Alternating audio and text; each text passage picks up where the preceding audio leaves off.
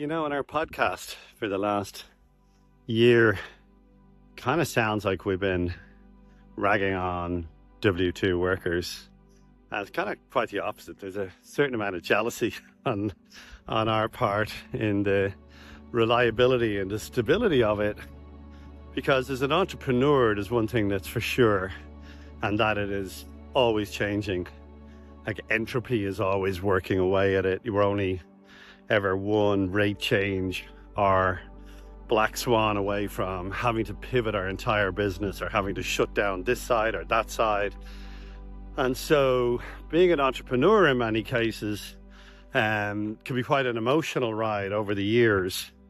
But being an entrepreneur also, when you kind of stick at it every day, there is a compounding effect that everything that you do, you're doing it for you. And if it compounds to you and not to your boss. And there's not really a ceiling to it. But that's not to say it's easy. And that's not to say it's not emotional. And that's not to say it's not hard.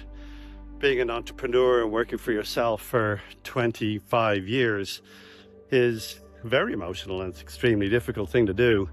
But it does give you the opportunity to take some time out, maybe to wind the business down for a little while or wind an aspect of the business down and do things like this. I'm here in the hills surrounding Vienna in Austria, and I did not know that Vienna had a huge wine region, but it does, and the wine's delicious, and I'm up here hiking around it. And so there is no right, there is no wrong.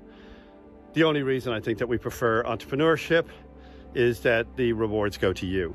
And so, stay investing. If you are working W2, make sure that you have other ideas where your investments are compounding for you, just like a business would compound for an entrepreneur. That's all I think we're ever really saying.